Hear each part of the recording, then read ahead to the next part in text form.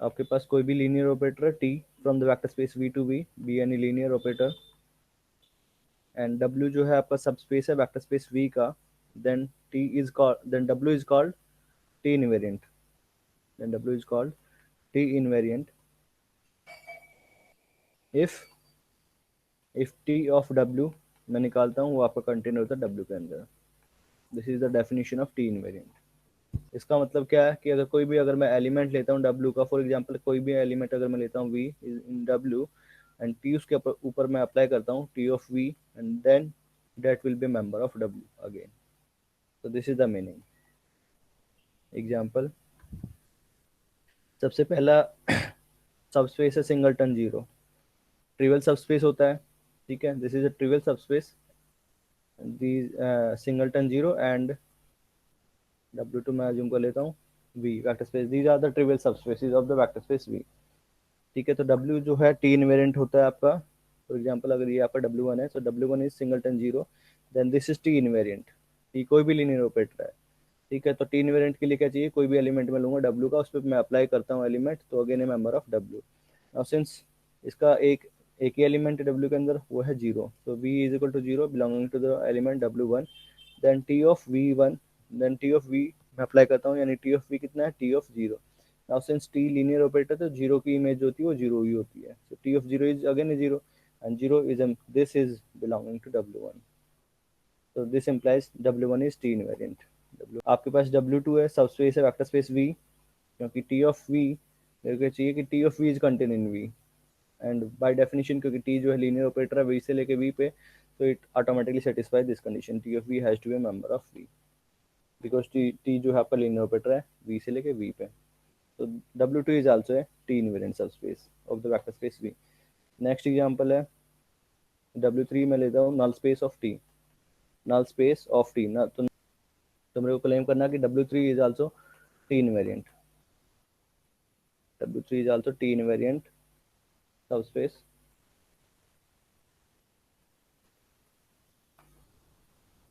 of V, यानी कि T of W3 that has to be contained in W3, यानी कि W3 का कोई भी एलिमेंट में लूंगा, कोई भी एलिमेंट में लेता हूँ W3 का, T उस पर अप्लाई करता हूँ, तो that will be member of W3, ये शो करना है।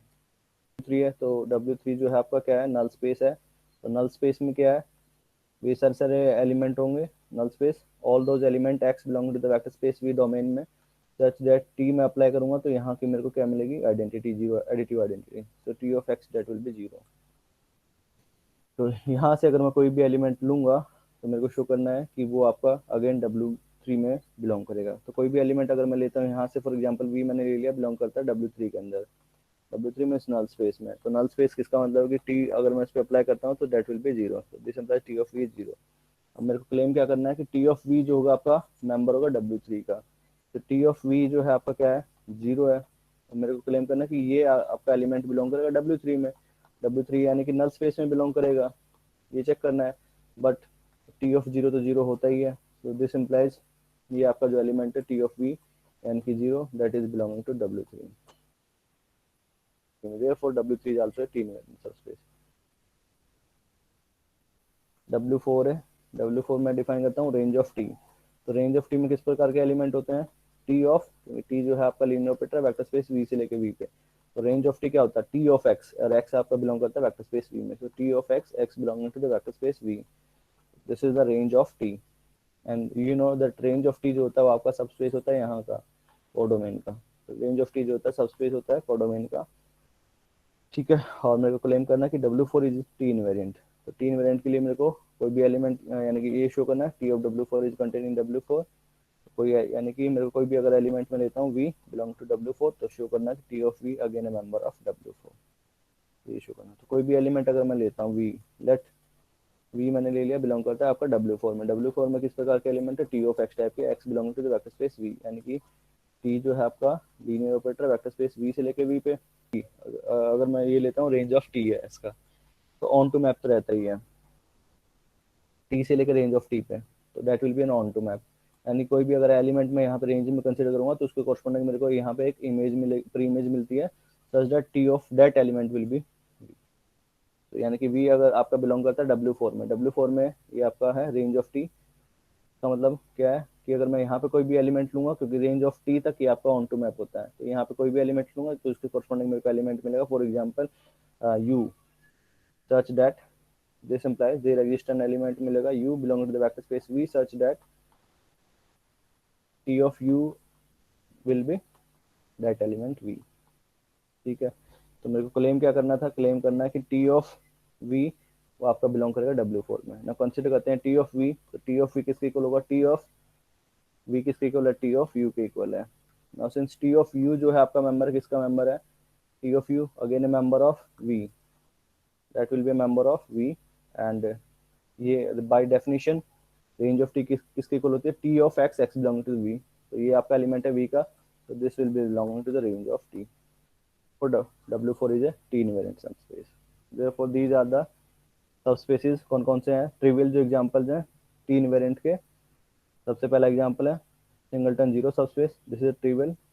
सेकंड है vector space V, these are invariant subspaces. Third है आपका null space of T, range of T, तो मैं लेता हूँ eigen space E lambda. Lambda जो है this is the eigen space corresponding to eigenvalue lambda, t minus lambda identity। from this null space of t वो आपका linear operator था t from the vector space v से लेके v पे, then this is t invariant, then t minus lambda identity. अगर मैं ये consider करता हूँ तो ये भी आपका वेक्टर स्पेस होता है, ये भी आपका लीनियर ऑपरेटर था वेक्टर स्पेस v से लेके v पे। तो बाय एग्जांपल नंबर 3 मतलब for 3 null space of t जो होता है आपका t इनवेरिएंट होता है अगर ये आपका लीनियर ऑपरेटर है। सिमिलरली आपका ये linear operator vector space v से लेके v पे, तो इसका नल स्पेस क्या होगा, this is a T invariant. Therefore, eigenspace is also an invariant subspace.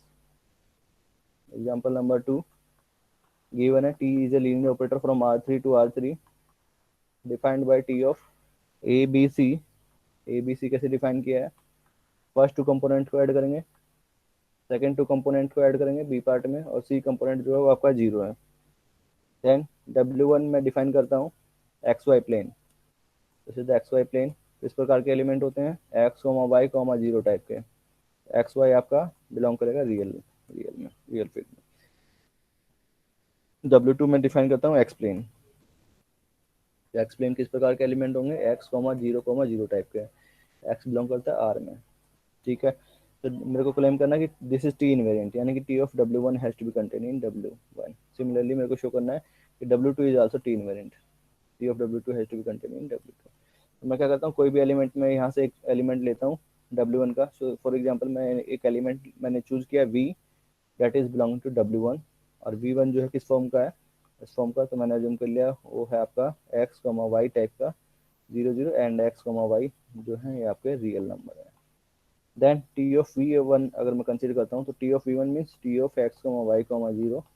तो by definition first two component को ऐड करेंगे तो X plus Y, second component में लास्ट टू कंपोनेंट को ऐड करेंगे वाई प्लस जीरो, और थर्ड कंपोनेंट जीरो। तो this is X plus का Y zero. Now since X real number है, वाई रियल नंबर है, सो इसका मैं मान लेता हूँ Z1 Y zero. So this is also real number.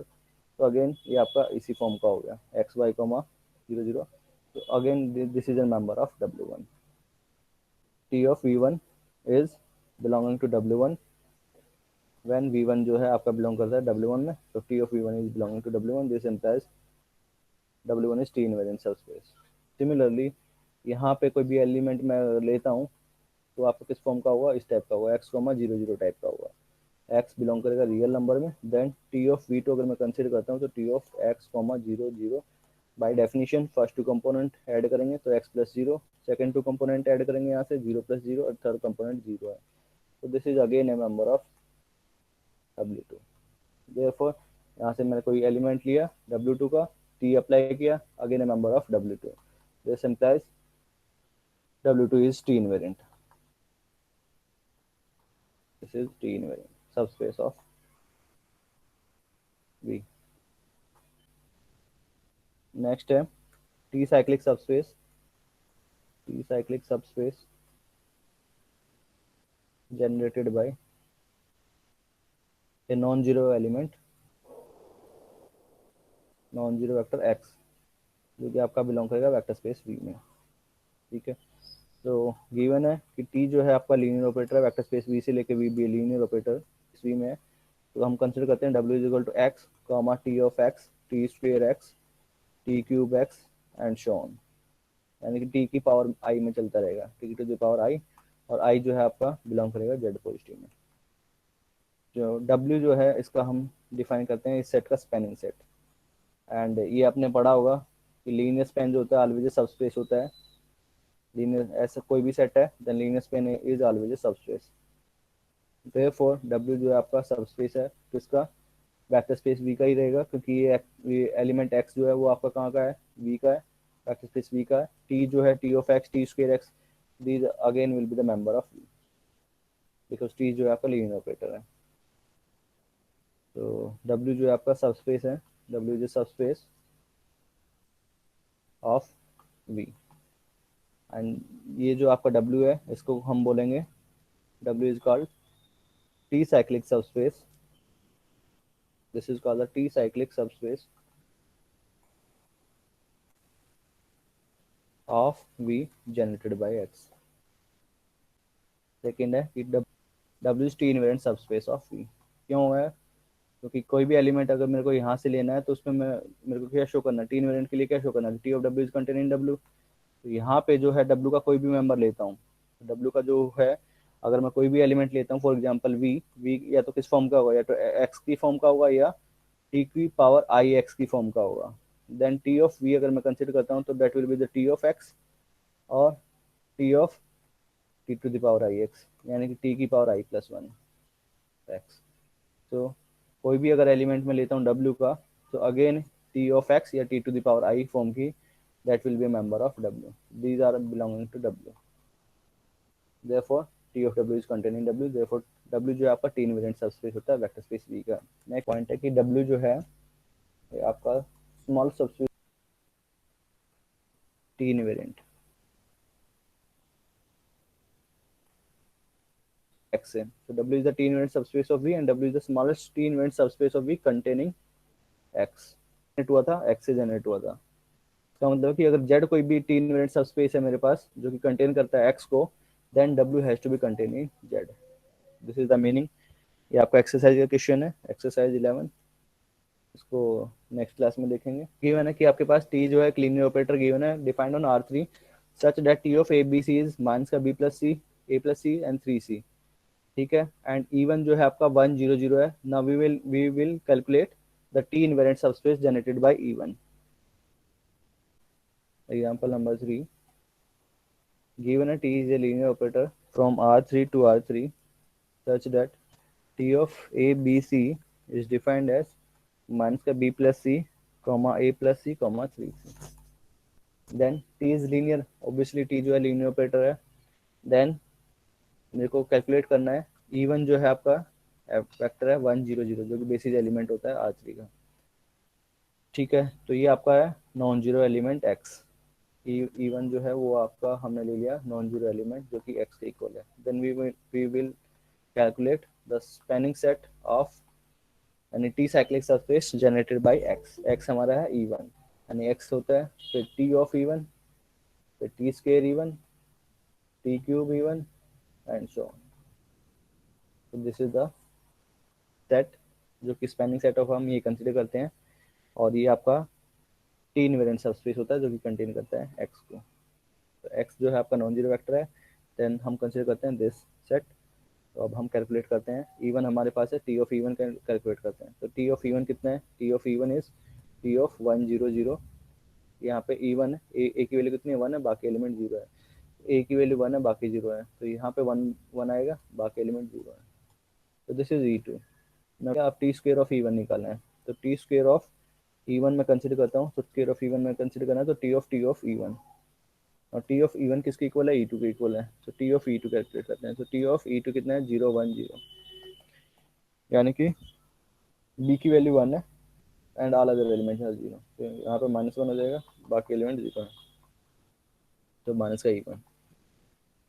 तो अगर फिर मैं कैलकुलेट करता हूँ टी की पावर 3 E1 देन टी की पावर 3 E1 अगर मैं कैलकुलेट करता हूँ तो आई can write in the form of T square of E1, that will B T of T square of E1, T square of E1 किसके equal है minus का E1, तो माइनस का E1। नाउ सिंस टी आपका linear operator है तो minus can be taken outside, T of E1, और T of E1 किसके इक्वल है E2 के इक्वल है, दैट इज माइनस का E2, so again repetition start होता रहेगा इसमें।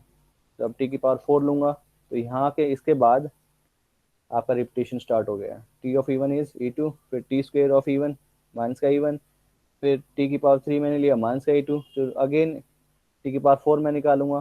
टी की पावर 4 अगर मैं निकालता हूँ तो आपका आएगा, इस पे अप्लाई करेंगे टी ऑफ माइनस का ई2, so that will be minus का टी ऑफ ई2, एंड टी ऑफ ई2 इज माइनस का टी ऑफ ई2 इज माइनस ऑफ ई1, तो माइनस ऑफ माइनस प्लस।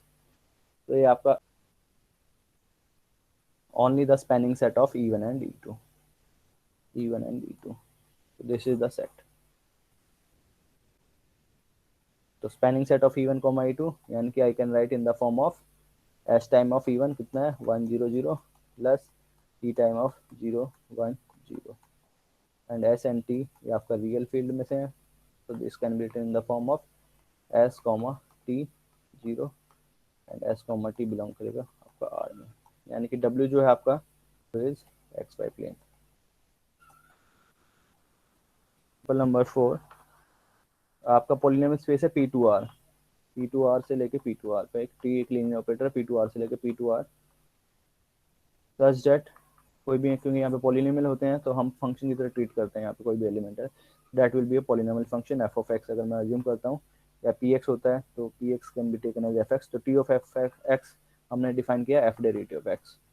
एक एलिमेंट में कंसिडर करता हूँ वी जो कि आपका एक्स स्क्वेयर है, that is non zero element, ठीक है। तो मेरे को निकालना है सब space W and spanning set of T of सबसे पहले element V1, spanning set of V1 V, फिर T of V, T square V, T cube V and show, that will be the spanning set of V कितना है x square है। फिर T of V1 निकालूंगा, यानी T of V अगर मैं निकालता हूँ तो टी ऑफ V कितना है, यानी टी ऑफ एक्स स्क्वेयर इसका डेरिवेटिव 2x, फिर इस पर टी अप्लाई करूंगा तो इसका डेरिवेटिव यानी कि 2। अब इसका अगर मैं डेरिवेटिव निकालता हूँ तो आगे तो कितना होता है 0 0 0, तो उसका स्पैनिंग सेट ये कंट्रीब्यूट नहीं करता, तो spanning set of this is same as spanning set of X square 2x, 2। Now what will be the smallest subspace जो कि इनको कंटेन करेगा, इसका डायमेंशन कितना होता है, So 3. डायमेंशन ऑफ P2R जो होता है आपका 3 होता है, ठीक है। और ये आपका जो है स्पैनिंग सेट है, यानी कि ये आपका स्पैन करता है, और ये लीनियरली इंडिपेंडेंट भी है।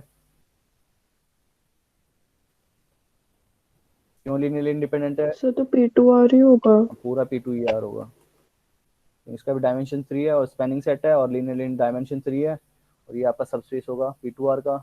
तो अगर ये आपका सबस्पेस है इस वेक्टर स्पेस का, दोनों का डायमेंशन इक्वल होता है तो वे आपके इक्वल ही होते हैं। तो अगर W जो सबस्पेस है वेक्टर स्पेस V का, then W is equal to V होता है if and only if their dimension has to be equal. ये आपका सबस्पेस है, W जो है आपका सबस्पेस है P2R का, और ये लीनियरली इंडिपेंडेंट भी होगा क्योंकि ये इसके लीनियर कॉम्बिनेशन में लिखा जा सकता है। यहाँ पे x की वैल्यू 1 डिग्री है, सिंगलटन ऐसे करते हैं, दिस नॉन जीरो वेक्टर है तो ये लीनियरली इंडिपेंडेंट है। नेक्स्ट एक एलिमेंट में लेता हूँ 2x, वो इसके लीनियर कॉम्बिनेशन में नहीं लिखा जा सकता इसके लीनियर कॉम्बिनेशन में, क्योंकि वो आपका लीनियर कॉम्बिनेशन लेंगे तो अल्फा टाइम ऑफ 2 ही होगा, x तो नहीं आएगा, x की पावर 1 तो नहीं आएगी, तो ये इन दोनों को हम कंबाइन करेंगे 2 और union 2x, this is a linearly independent set. Similarly फिर अगर एक्स स्क्वायर में लूंगा तो इनके लीनियर कॉम्बिनेशन में नहीं लिखा जा सकता, तो this set is linearly independent, यानी कि this set is linearly independent and spanning set है, यानी कि ये आपका सबस्पेस है, इसका डायमेंशन इसका भी इक्वल है, dimension of this both has to be equal, so that has to be P2R। कि टी इनवेरिएंट सबस्पेस है, यानी कि टी जो है आपका लीनियर ऑपरेटर है वेक्टर स्पेस V से लेके V पे भी, ये लीनियर ऑपरेटर है, ये लीनियर ऑपरेटर गिवन है, एंड W जो है आपका टी इनवेरिएंट सबस्पेस गिवन है, W is T invariant subspace given है, W is T invariant subspace of vector space V। देन इसका मतलब क्या है, बाय डेफिनेशन क्या है, टी इनवेरिएंट कब कहलाता है, जब टी ऑफ W जो होता है कंटेन होता है W के अंदर। टी जो है V से लेके V पे है, और ये जो है आपका, ये आपका लीनियर ऑपरेटर है वेक्टर स्पेस V से लेके V पे। W जो है आपका सेट है, W सबस्पेस है वेक्टर स्पेस V का, सच दैट टी ऑफ W जो है कंटेन है W के अंदर, so this is contained in W। we can define a operator, T का हम रिस्ट्रिक्ट कर देते हैं W के ऊपर, T को हम रिस्ट्रिक्ट कर देते हैं इस सेट पे, तो वी कैन डिफाइन उसको नाम दे देते हैं टी डब्ल्यू। तो टी डब्ल्यू हम डिफाइन करते हैं डब्ल्यू से लेकर डब्ल्यू पे, such that T W of X is same as T of x.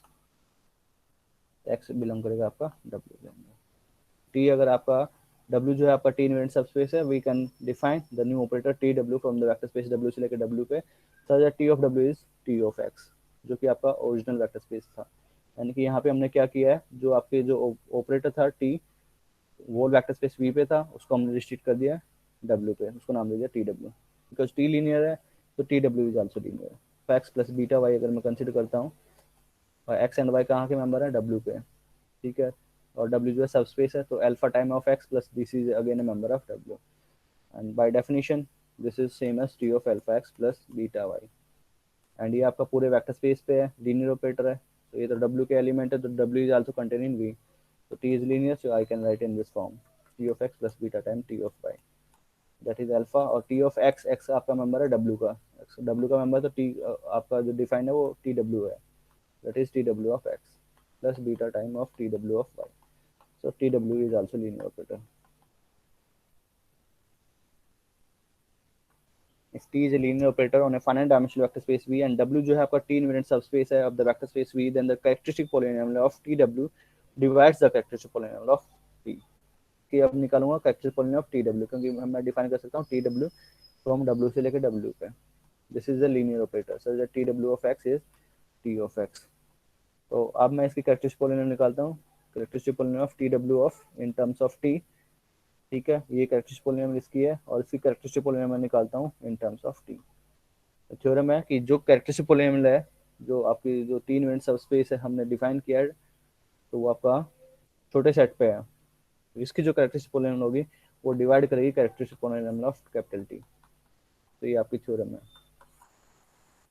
Since v जो है आपका finite dimensional vector space given है, ठीक है। दिस इज, अगर मैं मान लेता हूँ कि n डायमेंशनल वेक्टर स्पेस है, dimension of the vector space v मैंने अज्यूम कर लिया n है, दिस इज n।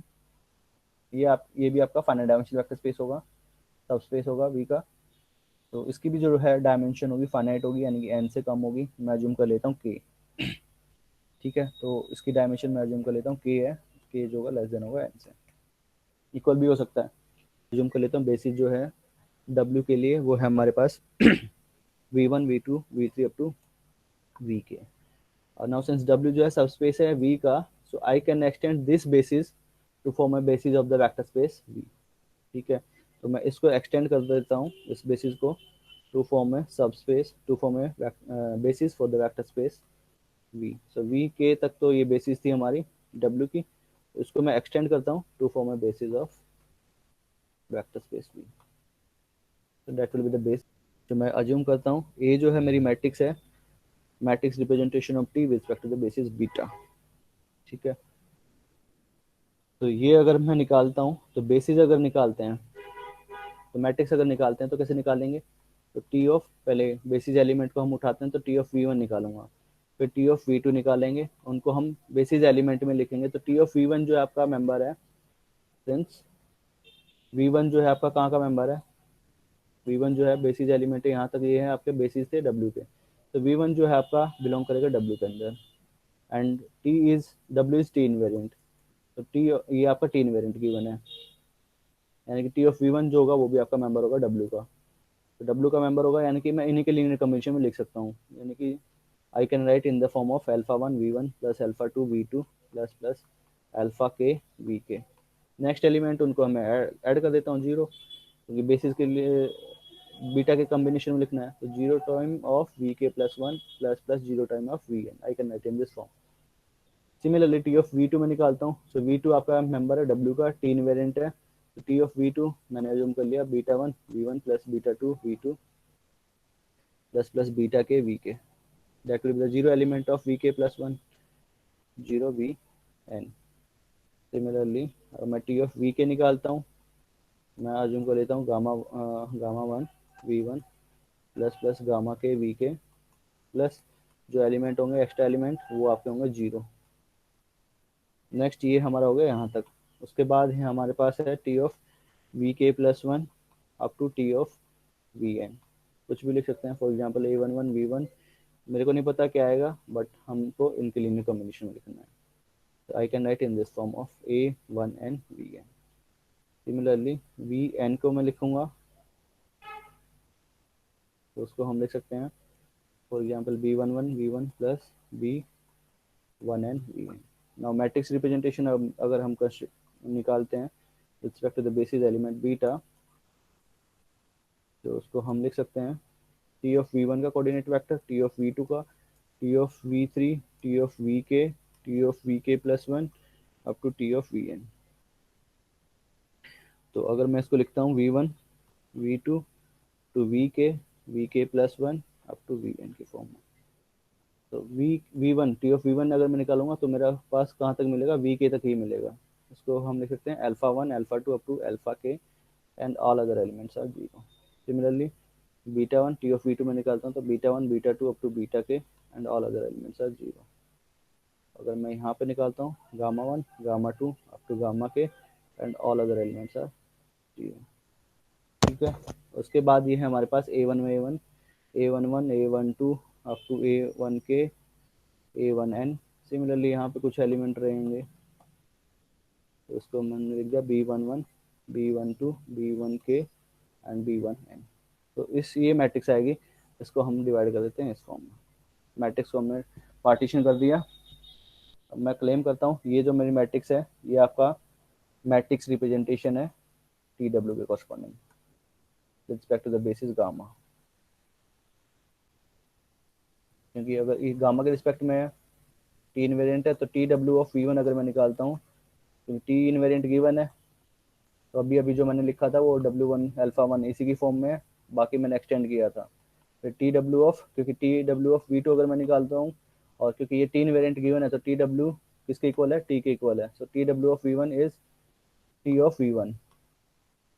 ठीक है. तो T of V one and this is T of V two, और उसको हमने लिखा था इसकी फॉर्म में. अगर मैं लिखता हूँ gamma one gamma two up to gamma की के की फॉर्म में, क्योंकि मेरे को गामा की रिस्पेक्ट में लिखना है गामा के रिस्पेक्ट में, तो आपका यही मैट्रिक्स मिलेगी T W of V K that is T of V K and जो एलिमेंट आएगा मेरे को लिखना है इसकी फॉर्म में गामा इनकी गामा के रिस्पेक्ट में. सो that will B this thing same. तो द गिवन मैट्रिक्स जो है आपकी, इसको मैंने अज्यूम किया था ए को मैं लिख सकता हूँ इन दिस फॉर्म.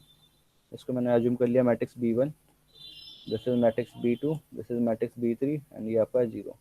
बी वन जो है वो है आपकी matrix representation with respect to the gamma. Now characteristic polynomial में निकालता हूँ A, characteristic polynomial of A in terms of T, यानी कि ये आपका टी के रिस्पेक्ट में है. टी के रिस्पेक्ट में, so determinant of B one minus T identity, और ये आपका क्योंकि के क्रॉस के मैट्रिक्स है तो ये आपकी आइडेंटिटी आएगी के पे. तो B two zero matrix and B three minus T identity ये आपका हो जाएगा एन माइनस के. ये total N cross N matrix है तो के रो ये है और एन माइनस के हो जाएंगे, एन माइनस के रो ही हो जाएंगे. सिमिलरली के कॉलम है तो एन माइनस के कॉलम हो जाएगा. सो डेटरमिनेंट जो होता है ये मैंने लास्ट का कई बार यूज हो चुका है, A one A two A three, इसका डेटरमिनेंट होता है determinant of this into determinant of this. So determinant of A one into determinant of A three. So this is same as the determinant of this matrix into this matrix. B1 minus T identity K into the determinant of B3 minus T identity N minus K. ठीक है. तो उसको कोई भी कुछ इसको as it is रहने देते हैं. ये आपका कितना है characteristic polynomial of T W के रिस्पेक्ट में, यानी कि बी का B1 का विद रिस्पेक्ट टू टी को कैरेक्टरिस्टिक पोलिनोमियल है. ए के रिस्पेक्ट में इसको अगर मैं अज्यूम कर लेता हूँ एफ टी जो है कैरेक्टरिस्टिक पोलिनोमियल है. This is the characteristic polynomial of T के रिस्पेक्ट में. जी टी जो है कैरेक्टरिस्टिक पोलिनोमियल है आपका टी डब्ल्यू के रिस्पेक्ट में. तो ये आपका कैरेक्टरिस्टिक पोलिनोमियल है टी डब्ल्यू के रिस्पेक्ट में इनटू समथिंग पोलिनोमियल आएगा. इसको हम एज टी लिख देते हैं determinant of B three minus T identity N minus K. So you can see कि एफ ऑफ टी ये है, इसको हमने डिफाइन कर दिया G T. This is G T. This implies F T को मैंने लिख सकता हूँ इनकी फॉर्म में. तो यानी कि एफ टी को मैंने लिखा है जी टी से मैं इसको डिवाइड कर सकता हूँ इनटू समथिंग, इसको मैंने मान लिया K T into K T. So F of T को मैंने लिख दिया in this form F of T is equal to G two into K T. तो दिस इम्प्लाइज ये आपका डिवाइड करेगा एफ टी को, यानी कि जी टी डिवाइड करता है एफ टी को, यानी कि characteristic polynomial of T W divide करता है कैरेक्टरिस्टिक पोलिनोमियल ऑफ टी को।